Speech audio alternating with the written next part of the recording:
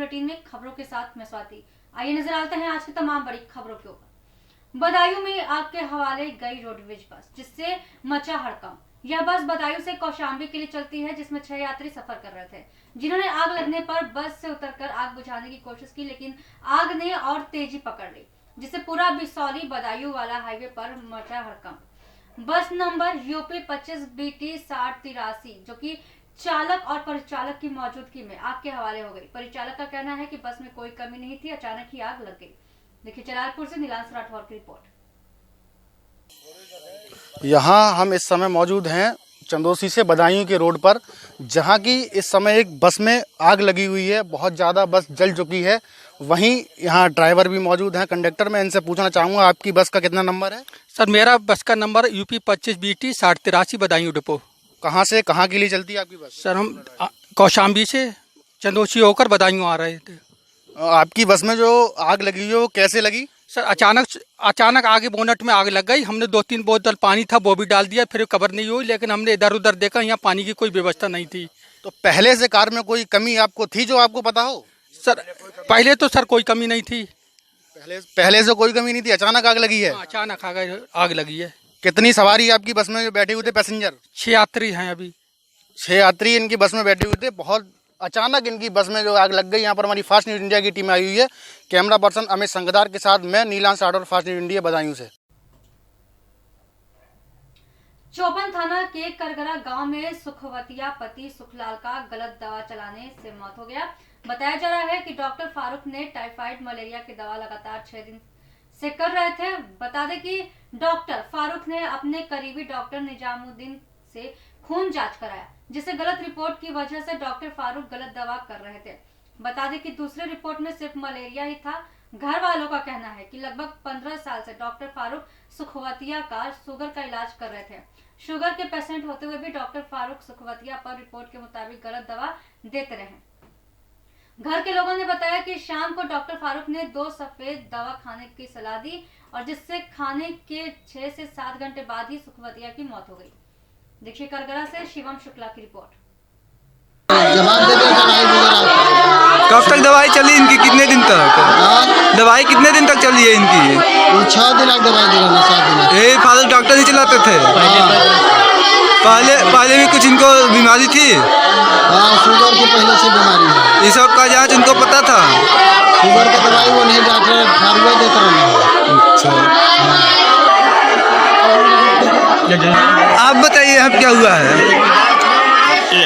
बड़ी माँ है, अपने पे पहले से इलाज इनका चल रहा था, शुगर की बीमारी थी, लेकिन ये जगह जांच कराने गए तो इनका उल्टा सीधा जांच करके अपने पे दूसरा जांच करके अन्य दवाई करके अपने पे इनको मुँह आ गया है। अपने पे 54 में इलाज हुआ था, अपने पे उनका दूसरा जांच निकला है। यहाँ पे इलाज हुआ है, उनका दूसरा जांच निकला है। डॉक्टर कहाँ के हैं? गांव के ही हैं? डॉक्टर गांव के ही हैं, झोला छाप हैं। अपने पे उनका नाम है फारूक डॉक्टर है। हाँ, इसी जगह के रहने।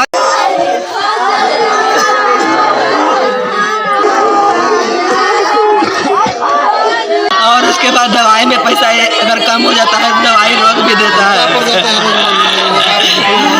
ये हम लोग कैसे गरीब आदमी करके पैसा जुटा के उसका 1 रुपया भी पैसा बाकी नहीं है कि वो हम लोग का दवाई सही से नहीं कर रहा है। क्यों ऐसा हो रहा है?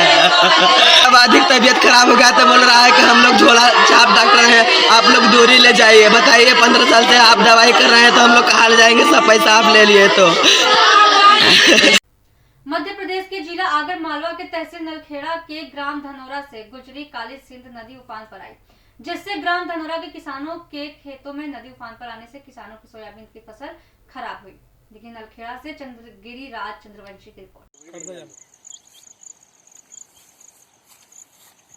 मध्य प्रदेश के जिला आगर मालवा के तहसील नलखेड़ा के ग्राम धनोरा के पास से जो नदी गुजरी हुई है काली सिंध नदी, बहुत ज्यादा उफान पर है।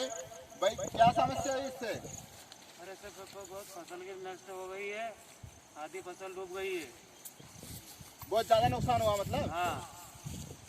हाँ जी, नदी के पार उबा है, फसल नष्ट हो रही है, नदी उफान आ रही है। और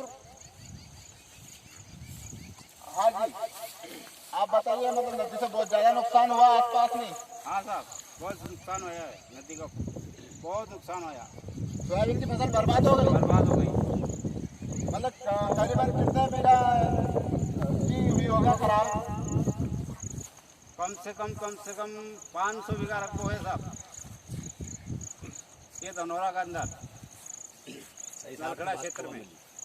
जी, ये मतलब किसानों की यहाँ पे बहुत ज्यादा फसल बर्बाद हुई है, इससे मतलब पानी का कहर बहुत ज्यादा मचा हुआ है धनौरा के अंदर।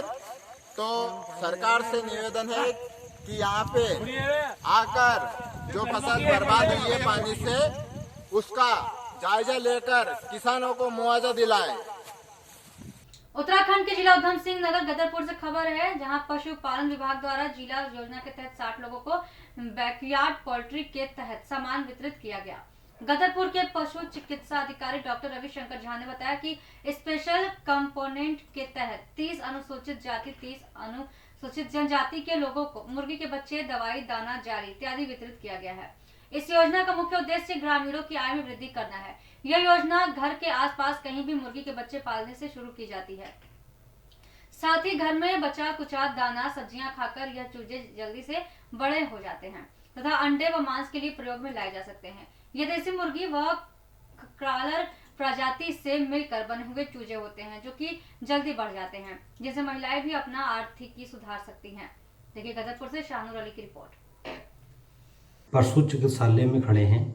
यहाँ पर मुर्गी के बच्चे सभी को दिए गए हैं, जिसमें विशेषकर अनुसूचित जनजाति को फ्री में ये बच्चे दिए गए हैं। और हमारे ये बात रविशंकर जो यहाँ के डॉक्टर हैं झा से जिससे बात हुई, उन्होंने इस विषय में जानकारी देते हुए कहा, चलते लोगों के पास पैसे की कमी है, आय की कमी है, जिससे इस कार्य को शुरुआत में थोड़ा लगेगा, लेकिन बाद में धीरे धीरे चलकर ये एक बिजनेस का रूप उसका ले लेगा। कम पैसों में ये काम हो सकता है।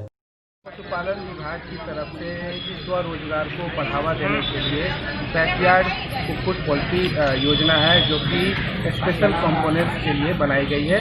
जिला योजना से प्राप्त बजट से हमने आज अनुसूचित जाति के 30 एवं अनुसूचित जनजाति के 30 कुल 60 लोगों को चयन कर उनको बैकयार्ड कुक्कुट 50 चूजे, दाना, जाली और दवाइयाँ आदि दिया गया है और उनको बताया गया है कि स्वरोजगार में इसका इस्तेमाल करें। इससे रोजगार को बढ़ावा मिलेगा, आर्थिकी को उन्नति मिलेगी, जिससे कि आगे वो और रोजगार कर सकें। बैकयार्ड कुक्कुट पालन योजना की अवधारणा ही महिलाओं को ध्यान में रख के की गई है कि बैकयार्ड का मतलब ही होता है कि अपने घर के पीछे चूजे पाले जा सकें। जो हम ये चूजे दे रहे हैं, ये क्रॉलर प्रजाति के चैब्रो हैं। ये देसी और ब्रायलर को मिक्स करके बनाई गई है। ये महिलाएं आराम से पाल सकती हैं और ये घर के बचे हुए दाने खाने को खा करके ग्रो करती हैं और जल्दी बढ़ती हैं और इनकी बाज़ार में डिमांड भी बहुत है। तो महिलाएं, और छोटी मात्रा में हम दे रहे हैं, 50 चीज़ें दे रहे हैं, तो महिलाएं इसे आराम से अपने घर के कार्यों के साथ साथ इसको अपने आर्थिकी उन्नति के लिए इसका इस्तेमाल कर सकती हैं। मनोहर लाल की बेटी और पत्नी ने की पत्रकार वार्ता, कहा पति और पापा को नहीं मिला न्याय, कहा न्याय के लिए हर दरवाजा खटखटाया। मनोहर लाल ने कहा कि नहीं मिला इंसाफ तो कर लूंगा सुसाइड। पत्नी और बेटी ने कहा कि मनोहर लाल निवासी सुंदरबनी पुत्र स्वर्गीय मनीराम, जो कि वर्षों से देश की निरंतर सेवाएं दे रहे हैं, आज वह न्याय के लिए भटक रहे हैं। उनका कहना है कि वह श्रीनगर से जम्मू एयरपोर्ट पहुंचे और वहां उनका कोरोना टेस्ट हुआ। उसके बाद उनको एक दस्तावेज दिया जिसमें नेगेटिव पाया गया और उनका कहना है कि जब वे सुंदरबनी पहुंचे तो उन्होंने खुद को अपनी ईमानदारी से आइसोलेट किया। आइसोलेट सेंटर बाजाबाई में मनोहर लाल का कहना है कि वहां के जो इंचार्ज हैं, उन्होंने उनसे जनरेटर में तेल डालने के लिए पैसे मांगे और पैसे न देने पर इंचार्ज ने कहा जब आपकी रिपोर्ट आएगी हमें जरूर बताइएगा। 3 दिन बाद सीएमओ राजौरी से कॉल आई और कहा कि आप पॉजिटिव हैं।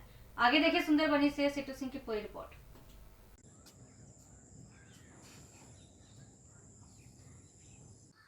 जी नमस्कार, मेरा नाम तानिया शर्मा है, डॉटर ऑफ मनोहर लाल जी। मेरे पिताजी जो हैं फादर, वो श्रीनगर में सर्विस करते हैं। जब वो घर के लिए आए तो उन्होंने जम्मू एयरपोर्ट में टेस्ट करवाया जो कि नेगेटिव आया। फिर उन्होंने क्वारंटाइन किया 3 दिन के लिए बाजबाई में, सुंदरबाई बाजबाई में।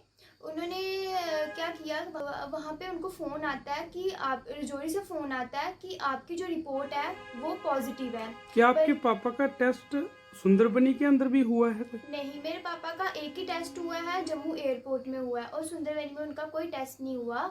तो ये मुझे पता, मैं उनके इंचार्ज से पूछती हूँ, बाजूबाई में जो इंचार्ज थे, कि ये क्या जस्टिस है, आपको भी फ़ोन आया होगा कि पॉजिटिव है नेगेटिव है, क्योंकि मेरे पापा ने वहाँ पे टेस्ट ही नहीं करवाया। फिर दो उसके बाद तो मैं पापा के सीनियर्स ने जब पता लगवाया कि वो तो रिपोर्ट नेगेटिव है ना, तो अब हमें पता चलना चाहिए कि ये किसकी गलती है, एडमिनिस्ट्रेशन की गलती है, या रजौरी वालों की गलती है, या जम्मू वालों ने टेस्ट गलत किया है। क्योंकि एक जो रिपोर्ट पॉजिटिव है, एक नेगेटिव है, बल्कि मेरे पापा ने तो एक ही टेस्ट करवाया था जम्मू एयरपोर्ट पे, तो उसकी दो रिपोर्ट्स कैसे आ सकती हैं, एक नेगेटिव और एक पॉजिटिव। हमें ये पता लगाना है, हमें जस्टिस चाहिए कि मेरे पापा आपके पापा किस क्वारंटाइन सेंटर में थे?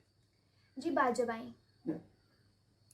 कितनी देर बाजबाई क्वारंटाइन सेंटर में रहे? दो दिन रहे, तीसरे दिन मेरा नाम सोनिया शर्मा है, मेरे हसबैंड मनोहर लाल वो श्रीनगर तो मतलब इन्नी मुश्किल हालात बिच ड्यूटी करा दे न, और वो जब आए न 6-7 महीने बाद आए न, जम्मू ने टेस्ट करवाया एयरपोर्ट, तो वो फिर घर आई गए न, चले गए बाजीबाई क्वारंटाइन सेंटर, उत्थे बाजीबाई बाद विच उत्थे पॉजिटिव आई गए न। उनका पहले क्या आया जो टेस्ट हुआ एयरपोर्ट में? उसकी रिपोर्ट नेगेटिव है, तो एक ही सैंपल की दो, एक पॉजिटिव और एक नेगेटिव, वो क्या वजह है उसकी? क्या सुंदरबनी में कोई टेस्ट नहीं, हुआ? उन्होंने टेस्ट कोई करवाया नहीं, वो उधर से सीधे इधर आश्रम में, स्वामी के आश्रम में आ गए हैं। अब इधर कोई एक ही टेस्ट होगा, उसकी 2 रिपोर्टें कैसे आ गई हैं? हमें बच्चे भी परेशान हैं, मैं भी खुद परेशान हूँ, घर में और कोई तीसरा बंदा भी नहीं है, हम अकेले हैं बिल्कुल। अब वो उधर बैठे हो गए हैं, तो अब हम तो कुछ नहीं कर सकते। अब हमने आपके कोई बताना ना अपनी प्रॉब्लम कि भाई हम देखो, अब और भी कई बंदे ऐसे हो सकते हैं जो कि जैसे अब एक ही सैंपल की 2 रिपोर्टें कैसे हो सकती हैं? और कोई टेस्ट, एक टेस्ट की 2 गए हुए हैं, एक पॉजिटिव है दूसरी नेगेटिव है। यहाँ पे उनका कोई टेस्ट हुआ है? नहीं, उनका इधर कोई टेस्ट ही नहीं हुआ। एक ही टेस्ट? हाँ, एयरपोर्ट पे एक ही हुआ है। एयरपोर्ट की जो रिपोर्ट थी वो नेगेटिव। कैसे अभी के समाचार, आगे कुछ खास खबरों के लिए बने रहिए फास्ट न्यूज इंडिया के साथ। धन्यवाद।